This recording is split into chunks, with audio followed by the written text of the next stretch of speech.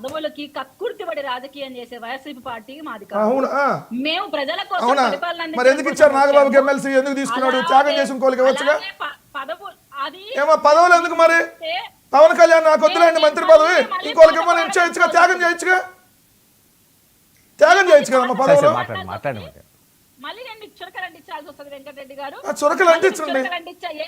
ఎందుకంటే మనకి మాట్లాడే రైట్ లేదు. ఎందుకంటే నాన్నని అసలు మీ గురించి మాట్లాడేది బొత్స గారిని, అంబటి గారిని, అవంతి శ్రీనివాస్ గారిని నెత్తిన పెట్టుకున్నాడు జగన్మోహన్ రెడ్డి గారు. నెత్తిన పెట్టుకున్నాడు. అటువంటి వాళ్ళందరికీ మీరు పదవులు కట్టబెట్టి ఈ రోజు మీరు మా పార్టీలో ఎవరి పదవులు ఇచ్చుకోవాలి, పార్టీకి అంకిత భావంతో ఏమి ఆశించకుండా సీటు కూడా వదులుకున్న నాగబాబు అన్నయ్యకి ఎమ్మెల్సీ ఇవ్వడం గురించి మాట్లాడే రైట్ అయితే మీకు లేదు. అవునవును, చాలా త్యాగాలు చేశాడు నాగబాబు గారు. చేసిన త్యాగాలు మామూలు త్యాగాలు. తనకి ఎంపీ సీట్ ఇస్తే తను త్యాగం చేశారు. ఆయన మామూలు త్యాగాలు కాదు. ఆ రోజు ప్రజల్లో ఆదరణ ఉన్నా ఆయన వద్దనుకున్నాడు. ఈ రోజు ఆయనకి ఇచ్చిన అవకాశము ప్రజలు మేమైతే ఎవరైతే సీఎం రమేష్ ఎక్కువ డబ్బులు ఇస్తానని ఉంటాడు, వదులుకొని ఉంటాడు. సీఎం రమేష్ కొద్దిగా ముష్టి పడేసి ఉంటాడు అమ్మ, అందుకని వదులుకున్నారులే. అనకాపల్లి సీట్ మాటలు మేము మాట్లాడకూడదని మాకు ఇన్స్ట్రక్షన్స్ ఉన్నాయి. మీకు లేఖిగా మాట్లాడమంటే మీరు మాట్లాడండి. అమ్మ లేఖి జనసేన వాళ్ళు లేఖి గురించి మాట్లాడుతున్నారు. వెయిటండి, మీరు క్రాస్ టాక్ చేయకండి.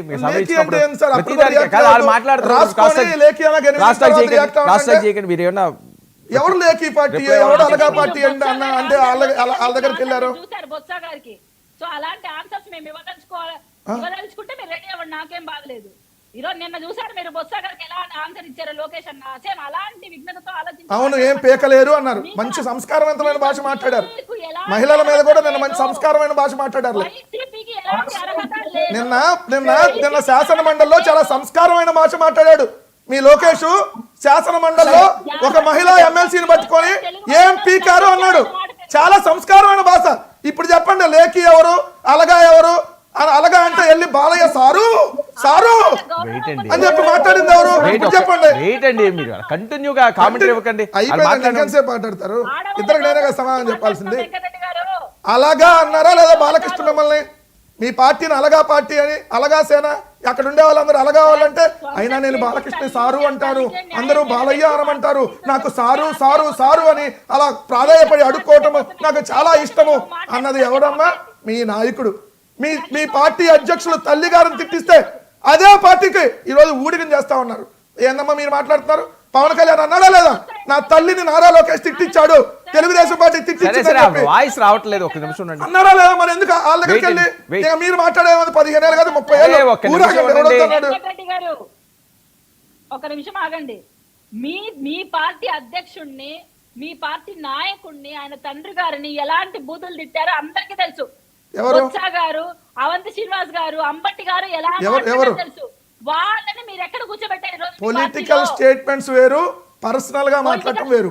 పొలిటికల్ స్టేట్మెంట్స్, పొలిటికల్ లీడర్ గా పొలిటికల్ స్టేట్మెంట్స్ మాట్లాడటం వేరు. పర్సనల్ గా తల్లిని తిట్టించిన అదే చెబుతున్నారు సార్. ఇంకేం చెబుతారు? తల్లిని తిట్టిస్తే రాజశేఖర రెడ్డి గారు నాకు ఉన్న అది టెర్రరిస్ట్ అనింది. ఆమెను ఎక్కడ కూర్చోబెట్టుకున్నారు మీరు? మినిస్టర్. అవునమ్మా, మోడీ గారు టెర్రరిస్ట్, చంద్రబాబు నాయుడు మర్చిపోయారు. కాదు, పవన్ కళ్యాణ్ గుండు కొట్టారని ప్రచారం చేస్తే తెలుగుదేశం వాళ్ళు. మీరు అయినా కూడా అలాగంటే మీకు చాలా హ్యాపీ. వాళ్ళు కొడితే కొట్టించుకుంటారా? మీకు అలవాటే కదా. తన్నించుకోండి అమ్మా, గట్టిగా తన్నించుకోండి, కొట్టించుకోండి. ఎవరొద్దన్నారు? 15 ఏళ్ళు కాదమ్మా, ఎక్కువ రోజులు తన్నించుకోండి. మీ ఓపిక అంతకుమించి రాజకీయాల్లో విమర్శలు ప్రతి విమర్శలు కామన్. దాన్ని మీరు ఎలా తీసుకుంటున్నారు? సరే ఓకే, కీర్తన గారు అలాగా అనేది విమర్శ. ఒక నిమిషం కీర్తన గారు అలాగా అనేది విమర్శ, అది అలగా పార్టీ అనేది విమర్శ.